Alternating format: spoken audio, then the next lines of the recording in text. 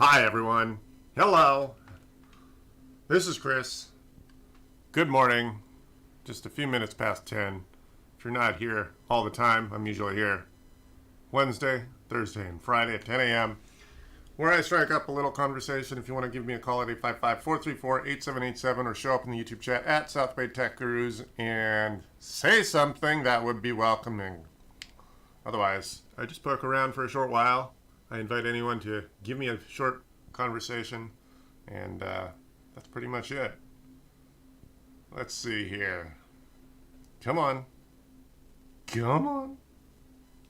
My phone's hanging. Come on. There we go. Good job. All right, let's see here. What is interesting today?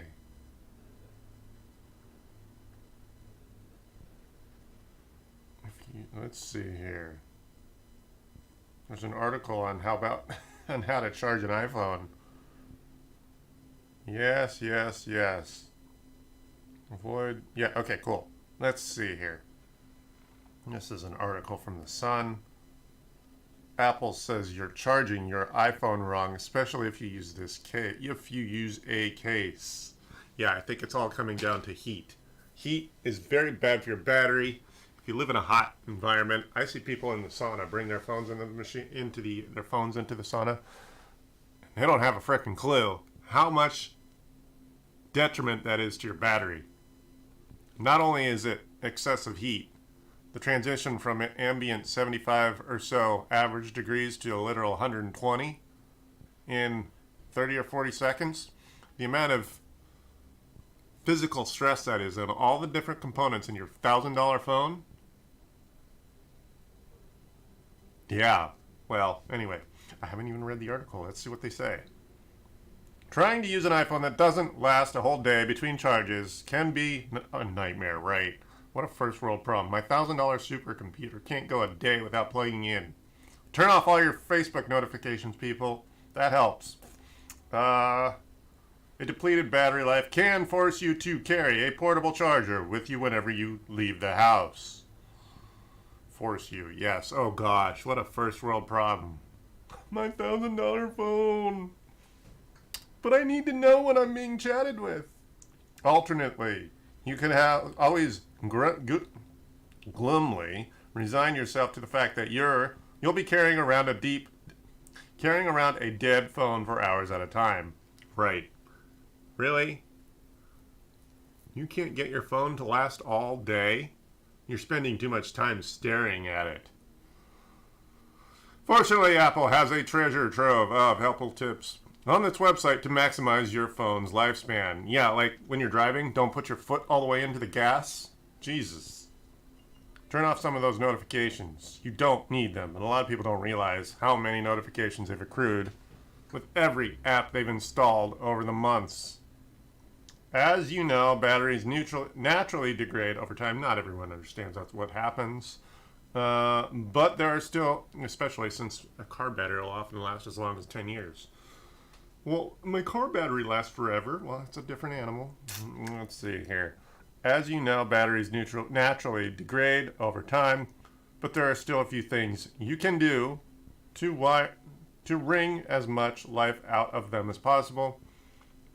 Remove certain cases during charging. Apple says that stripping certain cases from your iPhone will help charging, and it can also help with the battery health.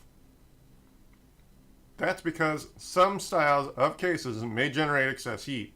It's not that it generates heat, it's that it encapsulates it, dude. And yes, it does depend on one, like a Mophie case that's an actual battery. They might, hold on, let's see what else they're talking about. My mind goes into 5 tangents at once. Let's see here.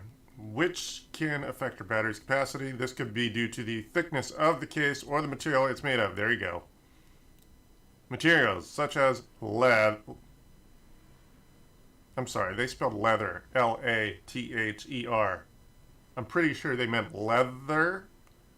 For instance, are better insulators than silicone, making your phone more likely to overheat while charging. Alright. Apple says if you notice that your device gets hot when you're charging it, take it out of its case first. Avoid extreme temperatures. Perhaps the best advice is to protect your iPhone battery from damage in the first place to maximize its lifespan. Extreme temperatures can cause major issues with your smartphones, and Apple's pricey iPhones are no exception. Low or high temperature conditions might cause the device to change its behavior, Apple explains. Yes, the phone will shut itself down if it's overheated. I have had my phone tell me your phone's shutting down because it's too hot.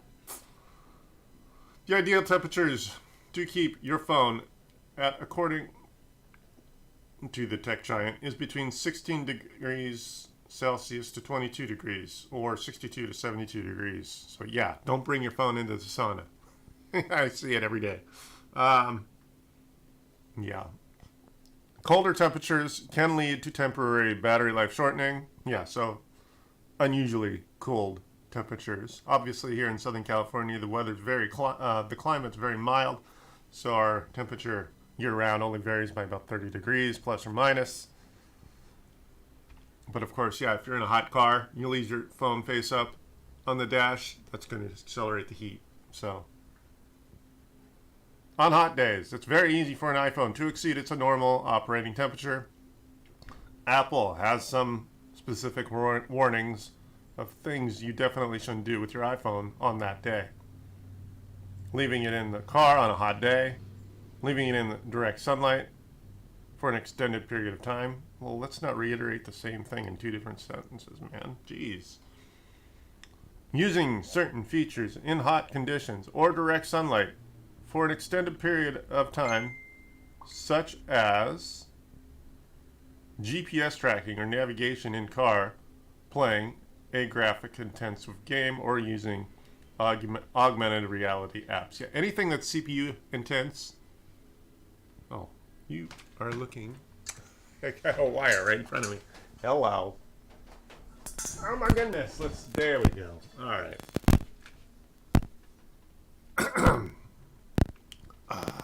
Let's see here.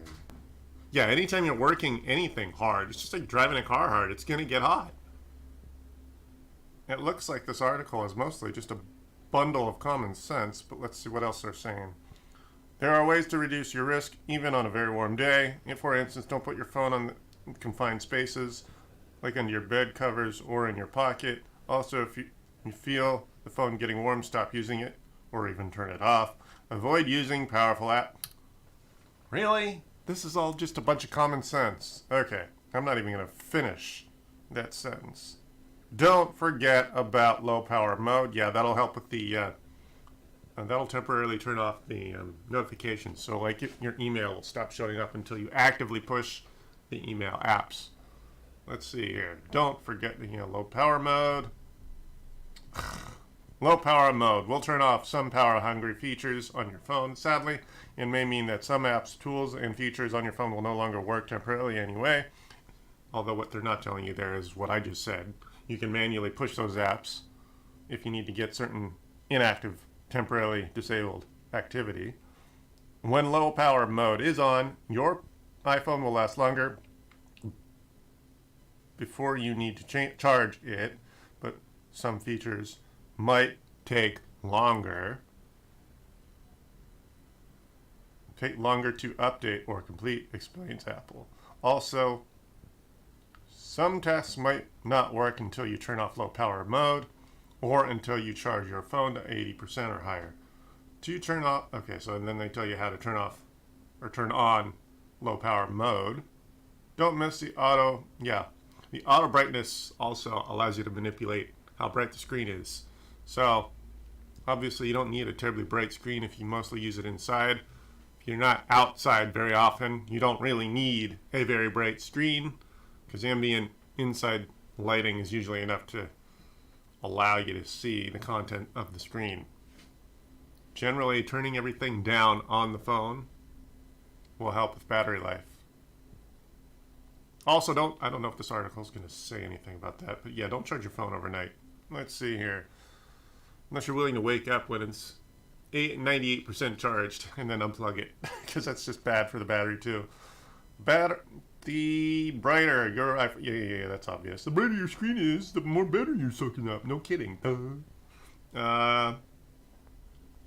So consider turning on Apple's auto. Okay, this is all common sense. Auto brightness, yes. Pay attention.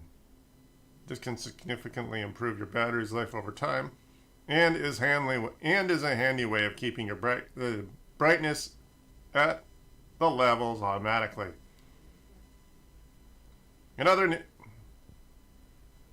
Okay, that's it for that article. All right, so I'm going to copy and paste it to YouTube.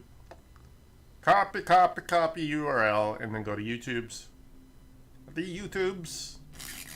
Let's see here, your channel, and I will copy. Okay, that's it for that article. All right, so I'm going to copy and paste it to YouTube. All right, yeah, give me a conversation. Let's see here. Rambling live on YouTube. There we go. Yes, Alicia's asking me what I'm up to and how's my morning. How is yours? If you've never been here before, my name is Chris. I show up for a short while, Wednesday, Thursday, or Friday, for conversation. Obviously, it's a lot less interesting when it's with just me, so show up and say hi. Give me a conversation either at 855-434-8787 or show up in the YouTube chat and say hi there. All right, let's see here. What else is going on? That's pretty much it. I'm only here for a short while. Obviously, if you can drag me into a more stimulating conversation, I'll stick around a bit longer because you're really the more interesting topic of conversation. I do love my tech, so if we want a conversation about that, I will generally talk about anything except politics. So, yeah, show up and give me an excuse to have a conversation. And of course, if someone shows up live here, they're going to be dragged into it. They do get some fair warning. Hey, yeah, you're going to be live on YouTube. If you show up at around 10 a.m., 3 days a week. Let's see here. What's going on? Hello. I'm getting some text activity. Let's see. Does it make sense for me to leave? Yes, if I'm not here 3 days a week, 10 a.m., I'm getting paid to be somewhere else. So show up, say hi. At around that time, I will give you your conversation. And yes, if I can fix your issue over the phone, then it's a free fix. 855-434-8787. Yes, yes, yes.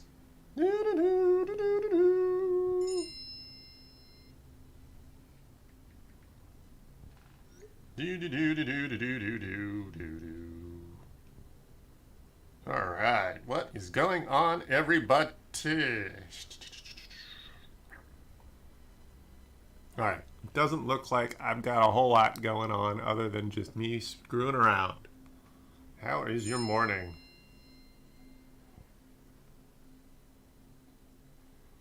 Let's see here. I have a few things. I've got a computer that was supposed to get picked up a while ago. I got these two computers I got to recycle. I got this laptop I fixed. Yeah, that laptop behind me. Oh, you can't quite see it. It's right behind me. That laptop right there is working now. I was told it was dropped. I didn't ask what sort of surface it was dropped on because I didn't see any obvious signs of droppage, except that I had to reseat the battery cable, the video screen. It was weird because I don't see how those would have come dislodged from droppage. But they were loose, so I reseated a couple things in the laptop and that brought it back to life. But yeah, it just wouldn't turn on. So that was a Dell G5, I think. Yeah, 15-inch G5, which is a gaming rig from Dell. So anyway, I was happily able to fix that machine. I really wasn't sure if it was the logic board or the motherboard. That's usually the reason a machine doesn't turn on, or it's the power cable, but that wasn't the problem. So there we go. How are you, everyone? Give me a conversation.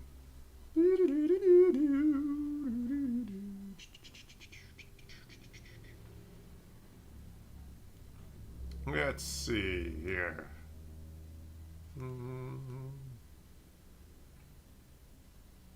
Let's have a conversation.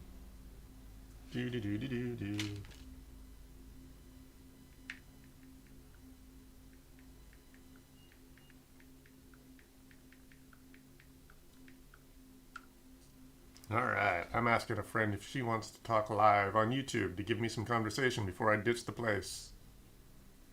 Let's see here. How is everybody?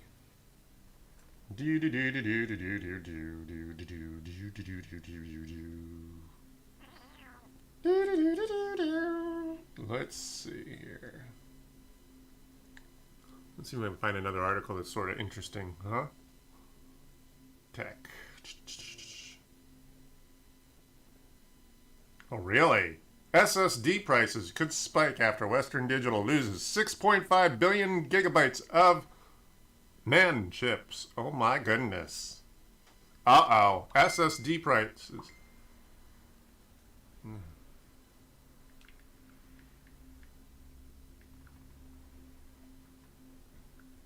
All right. Wow.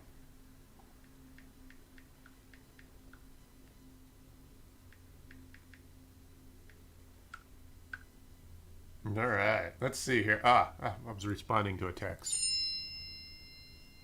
Let's see. The lookout bar. Let's see here. Nice. That's an Oxnard. Maps. I'll check that out. All right. Let's see here. Where is it? Okay. SSD prices could spike after Western Digital loses 6.5 billion gigabytes of NAND chips. That's not good. Western Digital says it has lost at least 6.5 exabytes of flash storage due to the contamination issues at its NAND production facilities. Oh my goodness. The contamination could see the price of NAND, the main components of SSDs, spike up to 10%, according to the market research firm TrendForce. Any potential NAND shortages, here we go, or price fluctuations could affect the PC market over the next few months, which had another big year in 2021, despite global chip shortages and demand for GPUs. Yeah, wow. All right, so I shouldn't be surprised when I'm paying an extra $20 or $30 for a terabyte SSD. Got it? Okay. Note taken. Let's see here. Let me readjust myself here. All right. Any potential NAND shortages or price fluctuations could affect the PC market over the next few months, which had a big year in 2021, despite global chip shortages and demand for GPUs. All right. I think I just read that. The contamination of materials used in the manufacturing process appears to have been detected in late January at 2 plants in Japan with Western Digital's joint venture partner Koitsu, previously Toshiba, revealing it has affected, I've never seen that term, BICS, B-I-C-S, 3D NAND flash memory. Western Digital and Coxia's partnership amounts to around 30% of the NAND flash market. According to TrendForce, both Western Digital and Coxia primarily supply SSD and eMMC storage drives for PCs, and Western Digital is one of the leading suppliers in the industry. It is not clear what caused the contamination, whether products on the market will need to be recalled, or when production will resume. Western Digital says it's working closely with its joint venture partner Coxia to implement necessary measures that will restore the facilities to normal operational status as quickly as possible. Lovely. Yeah, thanks. Vintage shirt. Thanks. Yes. Thanks, yes. And it's perfectly fitting since I'm in Manhattan Beach. 32-year-old shirt, wearing it in Manhattan Beach. Do you remember running that race? Yes. How many more vintage running shirts do you have? I think you've given me many over the decades. I don't think I have any left just because I finally fell apart and started to grow holes. I have a few. So anyway, yes. Someone's making funny noises outside. All right, so there's that. Let me. Oh, I was just there. Let me share this article. That's a fun article. There, I copied it, and I'm going to go back to YouTube. Let's see here. URL. Since even before the word alpha male became... That's not what I wanted. Let's see here. Oh, there's the live feed. That's a fun article. There, I copied it, and I'm going to go back to YouTube. There we go. There. All right. So anyway, what else is going on before I can take off? Dad, you're going to get an email from me tomorrow, Sunday. Wait, no, the 14th. Yes. So if you see it, it's not spam. I know I don't usually email you, so check on your email on the 14th. Let's see what's going on. I touched the phone. Yes, I was going to call you about that. Let's see here. What else is going on? Let's see what's going on. That was a nice article to read. That was perfect content. Let's see what else is in tech. A robot bought my 7-year-old car for more than I paid brand new. Well, wow. That implies the market's inflated. A robot bought my 7-year-old car for more than I paid for it brand new. Wow. I just bought a used car. I paid about 2/3 what it originally sold for. You telling me the market's potentially 30% inflated? Holy cow.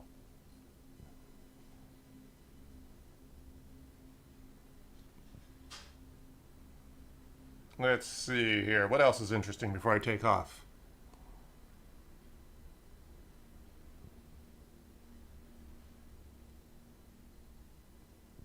Let's see here.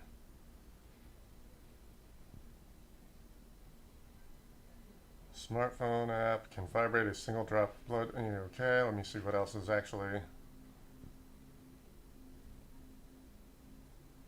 Oh, real? Oh, that's not terribly.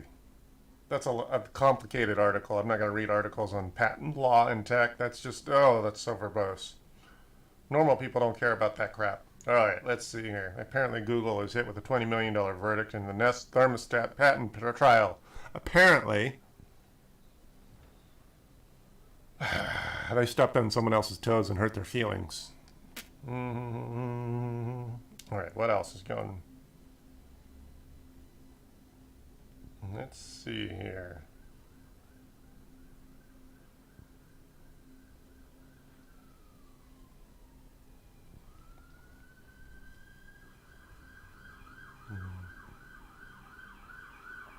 Let's see, I'm looking for something that's interesting.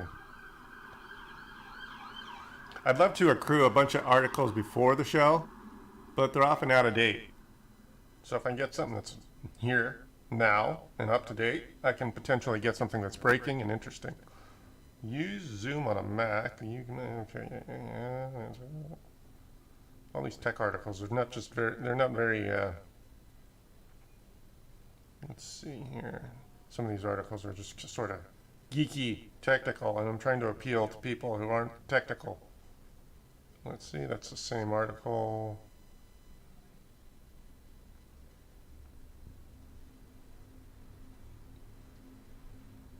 Let's see, I'm not finding anything terribly interesting today. Let's see, anything before I take off? Apple announces AirTag, find my change. Well, that's sort of interesting. Let me see here. All right, Apple announces AirTag, find my changes to cut down on stalking and misuse. Well, yeah, I'm sure the Tile apps, which are their biggest competitor, obviously the Tile is a competing piece of hardware that allows you to add your keys or other trinkets, put in your bags or your kid's backpack or whatever, so that things can be found. And of course, Apple has decided to compete with that, and they're the new king because they have a bigger infrastructure to be more beneficial to everyone. And these AirTags that sell for about $30 because they're cheap and easy to use can be registered and used to stalk people. So you haven't seen articles with this, with the Tile apps, the Tile, because it wasn't as popular because they didn't have the architecture to become a viral offering the way Apple has. So let's see what Apple has done. Apple has announced that it will be making several updates to its Find My network to cut down on instances of AirTag trackers being used for stalking or crime. Oh, like stalking is not a crime? Okay. The Cupertino Giant will implement a number of changes to its upcoming software update, including adding a new warning advising users during the setup stage that AirTags are linked to their Apple IDs and that stalking is a crime. Additionally, Apple said it would fix its confusing bug with accessory alerts. The unknown accessory detected alert, for example, only shows up for certain AirPods or Find My accessories, not AirTags. Going forward, Apple says it will implement a new message letting people know if an AirTag has been traveling with them. Apple has also updated its unwanted tracking support document on Thursday to reflect some new and existing safety features built into AirTags with other Find My enabled accessories. So I wonder if Square is doing anything on their end. Obviously, it's a smaller offering now because Apple's gone viral and they have a bigger architecture and bigger infrastructure. Yeah, I'm wondering if they're doing anything behind the scenes because unfortunately, Apple's taking the brunt of it. And I'm wondering if the executives at Tile are smart enough to do their own things to combat stalking, because it's really easy to take this silver dollar sized device and put it in someone's vehicle or in their luggage or in their pockets. So yeah, that's why stalking is now an easy thing to do. You just create a fictitious iCloud account and suddenly you register one of those $30 devices. What Apple wants to do is allow you to know when some Apple device is within close proximity of your personal hardware that is yours, registered to you, you personally owned hardware. All right, well, so okay. Apple says it's working on a feature to alert users of an unwanted AirTags presence on their own iOS device. You should be able to, after a few days, disable it.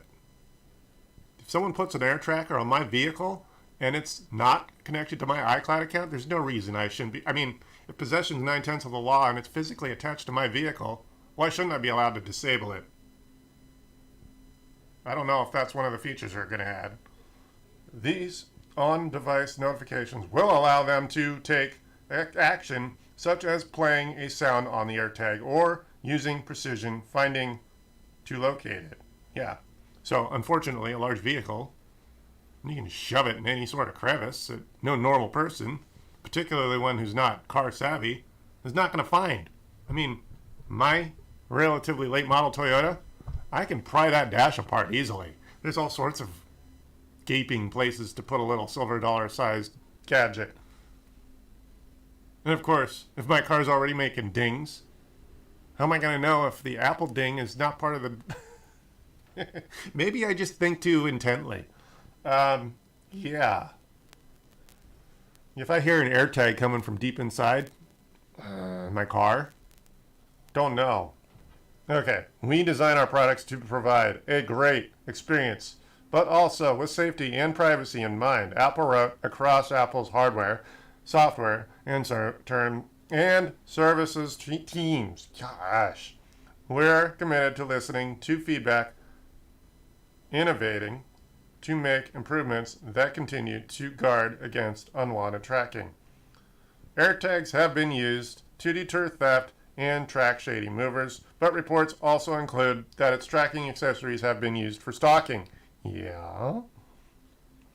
Apple says it's working with law enforcement on AirTag misuse, which it says is rare. No, right. Well, stalking, I guess, is rare by itself, but to further separate yourself by saying, oh, it's rare, You've actually made it less rare, Apple. Sorry. However, it added each instance is one too many. Yeah. We've heard that argument. Okay. AirTag was designed to help. AirTag is designed to help people locate their personal belongings, not to track people or other person's property. And we condemn in the strongest possible terms any malicious use to our products, Apple wrote. Apple, come on. Common sense, man. These are mistakes they shouldn't have made. It's a little weird. Anyway, so I'm going to copy YouTube.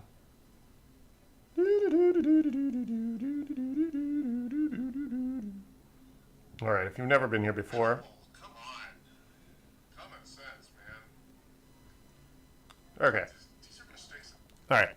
Anyway, if you've never been here before, I'm just an IT guy killing time around 10 a.m. 3 days a week, Wednesday, Thursday, and Friday. You want a conversation? Show up in the YouTube chat or give me a call at 855-434-8787 and milk me for all the jargon you might think you can. I'm not here at 10 a.m. Wednesday, Thursday, or Friday. Someone's probably paying me to be somewhere else, but I try to stick with that relatively regular schedule 3 days a week. I'm just a local IT guy from the Los Angeles area. If you want to say hi in person, I'm going to bombard you with an in-person live conversation if you show up at that time. 855-434-8787. I think I've said everything I have to offer live for now, unless I come up with some other interesting tasks. I got this laptop, which I can't get through. I have to call the customer and tell them that the password they wrote down is not working for me. It's password locked. The BIOS doesn't want to let me do anything. This thing right here. I don't know if the password it's asking me for. Oh, it's the CompuTrace. CompuTrace, I think, is what it is, which is like a LoJack for laptops. It was a corporate machine, and I guess he bought it off his business as part of his severance package, I guess. Here, you get to keep the machine. Now go away. So anyway, yeah, it's a Lenovo X1. Sweet little hot rod of a computer. Little Lenovo, not really, I don't know if you would call this thing an Ultrabook, but I've always liked Lenovo hardware. It's always been that one go-to brand that's always been a step above as far as build quality.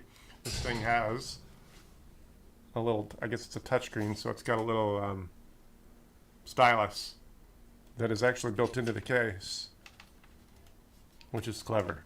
I don't know many other brands that do that, because even Microsoft with their Surface Pro, they don't let you put it in the case. They have it magnetically tied to the side of the machine, which is less useful and more likely to lose the stylus. Anyway, I think I've rambled enough for the day. Give me a call, 855-434-8787. If you don't show up here at around 10 a.m., sometime between 10 and 11, well, then it's just going to be me. All right, I'm done for the day. You will see me again Wednesday. Maybe sometimes I show up off schedule if it makes sense. If I have something interesting, I'll show up.